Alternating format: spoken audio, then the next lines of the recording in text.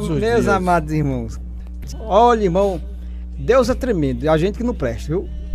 302 da harpa, a terceira estrofe é assim: e mesmo se as ondas rugirem no revolto e bravio mar, os céus poderá ver se abrirem, se um hino tua alma cantar. Não temas ciladas nem morte, pra cima tu deves olhar. O leme segura bem forte, até do céu a luz raiar. Em vez de murmurares, canta um hino de louvor a Deus. Jesus quer te dar vida santa, qual noiva levar-te para o céu. Receba, receba, irmão, pelo amor de Deus. Então, meus amados irmãos, eu não preciso dizer receba, receba, porque quando o maná cai do céu, o crente, ele recebe. O crente não vai receber se eu estiver mandando receba. Ele se alimenta. E olha aqui, com aquele maná, ele passa a semana toda mastigando. Quando o maná é produzido pelo Espírito Santo. Mas quando o maná é produzido pelo homem, é só naquela hora. É igual algodão doce, se você come, terminou o culto, acabou o gosto. Pirulito, estão lhe dando pirulito, você passar o culto todo chupando. Não se engane com essas coisas, não. O nosso Deus, ele é tremendo. E ele usa o homem. Qual é o fim? Qual é o propósito que Deus usa o homem? Qual é o propósito? Não é engrandecer o homem, não. Não é dar fama ao homem, não. O propósito é exaltar, que o nome dele seja exaltado. Não é o nome do pregador, não é o nome do cantor, do pastor. É o nome dele. Mas tem gente exaltando o pregador, o pastor, o cantor. Essa não é a finalidade do evangelho. A mensagem central da palavra é Cristo, o crucificado, o ressuscitado, o libertador. É Ele que liberta da religião, da escravidão, do pecado. Ele é o libertador. Para você entender a palavra, você tem que entrar no campo espiritual e não ser carnal, que tem crente de carnal, tem muito. Existem aqueles que criaram o evangelho, um novo evangelho. Os mornos criaram o evangelho dos mormons, de Jesus Smith. Os testemunhos de Jeová criaram a tradução do Novo Mundo, porque a Bíblia não tem coisa que não dá, ele não aceita o que está escrito. Essa palavra aqui, a palavra de Deus se renova, quem eu ouvi hoje, irmão, a palavra de Deus não se renova. Entenda, aprenda isso, porque tem muita gente que ainda continua falando errado. Porque a Bíblia é o único livro na face da terra que não envelhece, que a sua mensagem é autêntica para ontem e para hoje, eternamente, é igual o dono dela, ele é eterno. É uma palavra que não precisa ser reescrita, nem inventada.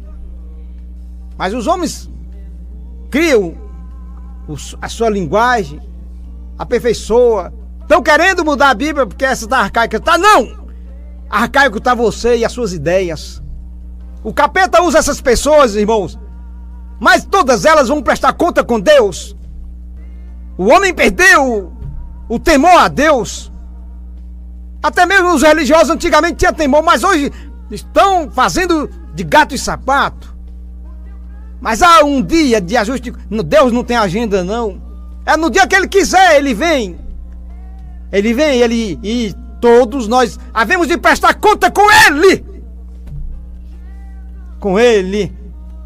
Principalmente nós que ministramos a palavra.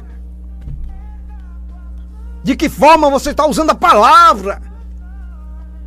Para se engrandecer, para ficar rico, porque o que tem de lobos devoradores, amantes do dinheiro, usando o evangelho e ficando rico. Mas está se cumprindo a palavra. Ele não marcou dia nem hora. Mas você pode ir antes que ele volte. Ele estava na cova, ele estava na fornalha, ele está com você. Mas isso não significa que você não vai morrer, como muitos ensinam por aí. Não, nada 1000 cairão ao teu lado, 10.000 à tua direita, e tu não será atingido. Às vezes não cai nenhum e você é atingido. Existem passagens na Bíblia que eu não posso ir literalmente. Ele levou sobre si as nossas enfermidades, mas não é literalmente, porque se assim fosse, não adoecia, ninguém adoecia, nem morria de doença nenhuma. Mas ele levou sobre si as nossas enfermidades cruéis, as enfermidades que matam a alma, que é o pecado, que apodrece a alma. Porque o corpo, com pecado ou sem pecado, ele vai tombar a sepultura. Mas o bem maior que você tem é a sua alma. Não é a conta gorda, não é uma casa linda, não é uma mulher bonita, um homem bonito, não é o dom, porque dom é Deus que dá. E ele não escolhe quem quer dar, não, ele dá a quem ele quer. Não é por merecimento, mas é um dom, o dom de cantar. O ímpio também recebe, mas ele não usa para Deus. E eu vou dizer uma verdade aqui, tem muita gente que usa o dom de cantar para ganhar dinheiro e não quer ir trabalhar. Vive de porta em porta, cantando para ganhar dinheiro. Mas isso não é um ministério, não. Não se engane. Cantar, pregar, tocar, não é. Pregar ainda é. Mas cantar e tocar não é ministério, não é ministério. É um dom de Deus.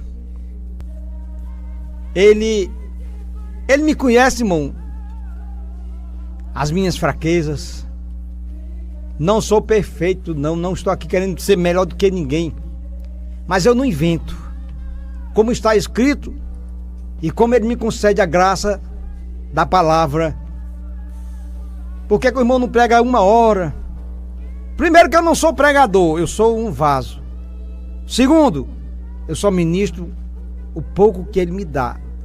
E olha que o pouco que ele me dá, para mim já é muito.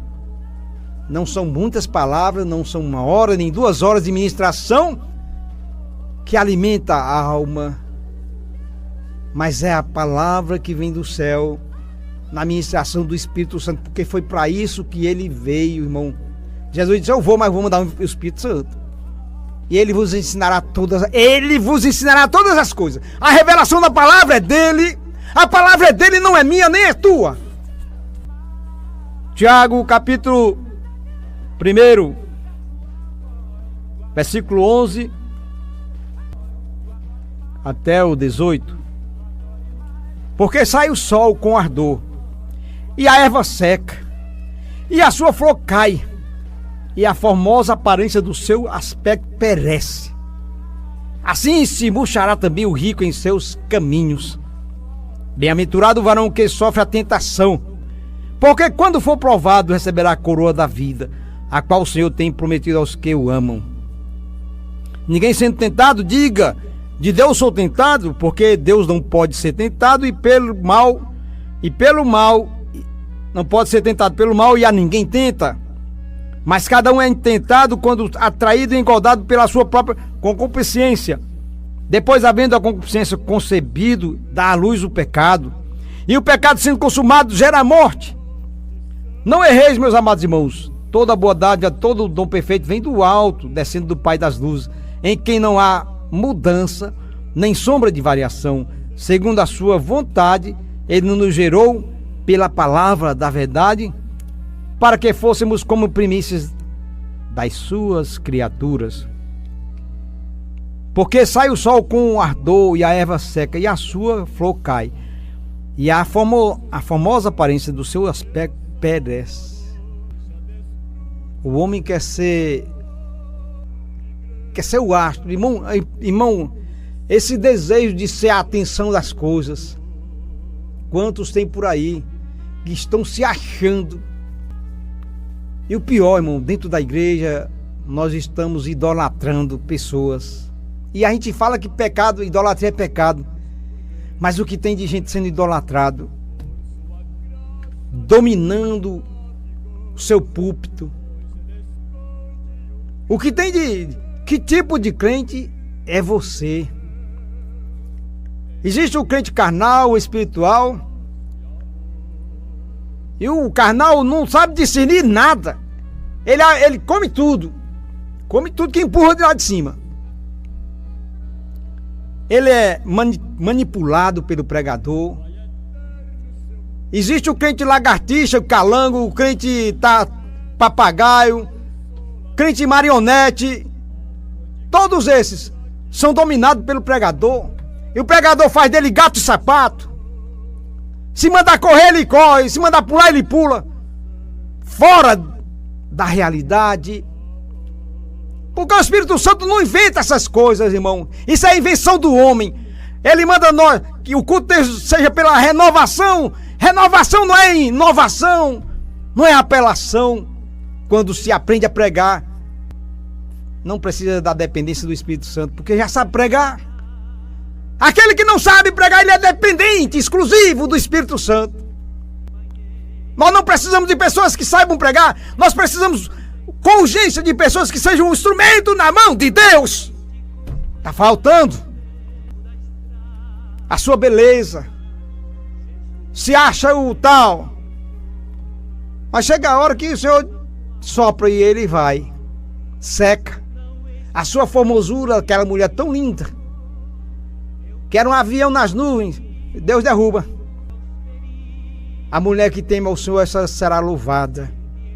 A beleza, a mulher, você casa com uma mulher, quando ela toma banho, ela vai pelo ralo abaixo. São duas mulheres que você olha, já, cadê a mulher que eu casei? Que já apareceu, foi outra. É cheio de maquiagem, é cheio de catrevagem, de bugiganga, de bijuteria.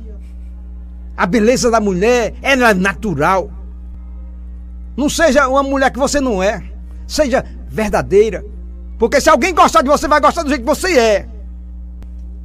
Então essa beleza do corpo, o teu saber, diante de Deus não é nada.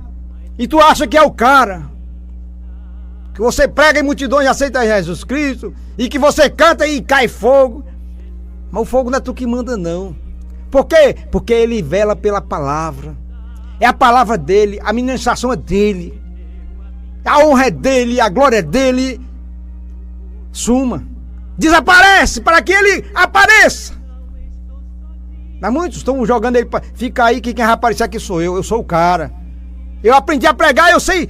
Tu nem, não precisa de você, não. Fica aí. No final eu digo que tu tá por aqui. Bem-aventurado o varão que sofre a tentação, porque quando for provado, e aí é que tá o negócio, irmão, que muitos na hora da provação desvanecem. O ouro é provado pelo fogo. O verdadeiro cristão é provado todo santo dia. Tem que passar pela prova para ser forjado um verdadeiro adorador. Irmão, não tem adorador sem prova. Ninguém aprende se não tiver luta. Você é campeão. Como? Não existe campeão se não houver luta. Porque só existe o campeão se houver uma luta. Se não houver luta, existe comodismo. E nós temos que matar um inimigo todo dia. A luta é grande. Mas o Senhor está conosco. Mas eu preciso estar com Ele também. Quando for provado, receberá a coroa da vida, o qual o Senhor tem prometido aos que o amam. Não é os que o amam, irmão. Procura apresentar a vida em retidão, no altar, na presença dele, seja onde for. Ah, mas amanhã tu vai ser jogado lá na cova dos leões. Não tem problema não. Não tem problema não, irmão, porque deixa eu dizer uma coisa. Paraíso não significa o lugar. Não é o lugar. Porque tem gente que mora no palácio e lá é um inferno. Paraíso significa uma vida na presença de Deus. Não é o lugar, é o ambiente que você faz. Quantos irmãos moram numa casinha pobrezinha, mas é o paraíso deles. Existe a presença de Deus. Não é o lugar, bangalô, castelo, mas o que torna um paraíso é a presença de Deus. Você pode estar no iate, fazendo, andando por aí no mar, aqueles, esqueci até o nome, eu sou meio ruim mesmo assim mesmo.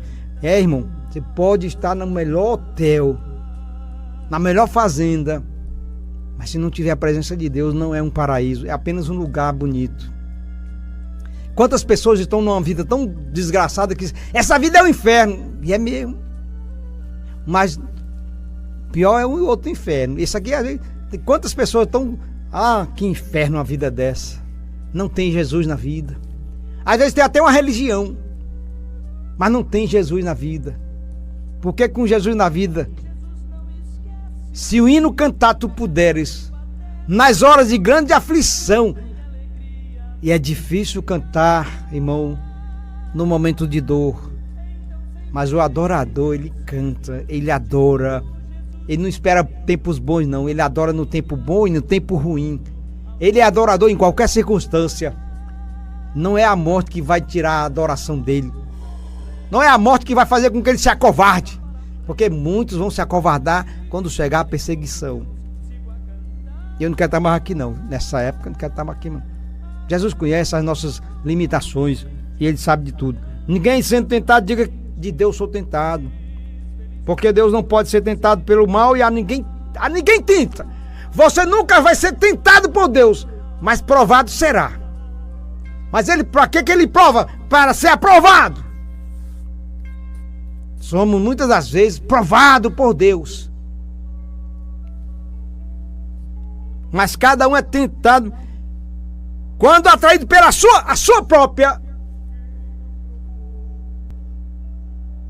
O meu desejo, eu sou atraído pelo desejo de pecar. Não é por ninguém. Cada um de nós, irmãos, somos atraídos.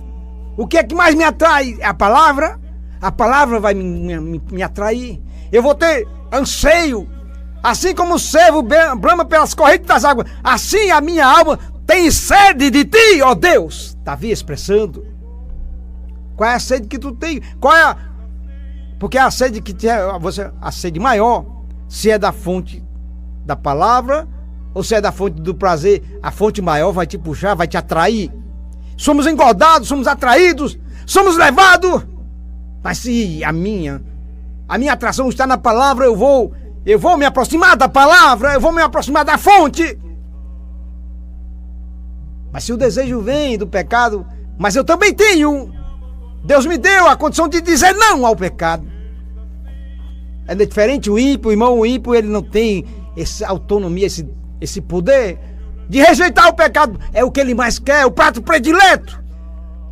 Mas quando o crente vacila, a alma dele chora, porque ele não era isso que ele queria, mas pela fraqueza ele dá lugar à atração, ao desejo. Como é difícil, Jesus não disse que seria vida fácil. Como é difícil, irmão, mas é glorioso, é gratificante dizer não e se aproximar de Cristo e descer para subir, descer aos pés dele. Quanto mais você desce, quanto mais você se coloca nos pés dele, mais você está protegido. Quando mais você se esvazia de você mesmo, mais ele te enche da sua graça.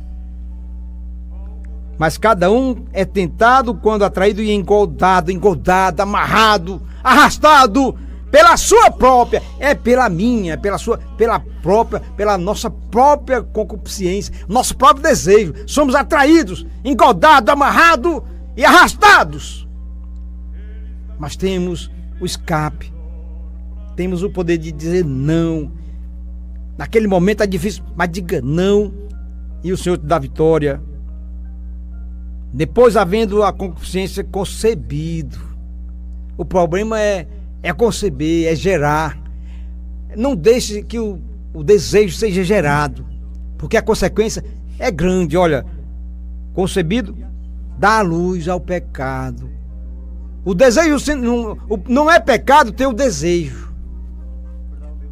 Não é pecado ser tentado, Jesus foi tentado. Pecado é ceder à tentação. Meus amados irmãos, a coisa está difícil. Depois, havendo a concupiscência concebida, dá a luz ao pecado. E o pecado sendo consumado. Enquanto ele deu só a luz ao pecado, só veio o desejo, ainda há um escape. Mas quando ele sendo consumado, gera a morte. Paulo não está falando aqui de morte física não, meu prezado irmão. O salário do pecado é a morte. Aí não é morte física, é a morte espiritual. Quantos estão mortos dentro da igreja? Tá andando, tá fazendo, tá andando pra lá e pra cá, mas tá morto. Com aspecto de vida, mas tá morto. E o pior é que não reconhece que morreu e precisa ressuscitar. Precisa fazer um conserto. É tempo de conserto. Que o Senhor nos abençoe. Amém.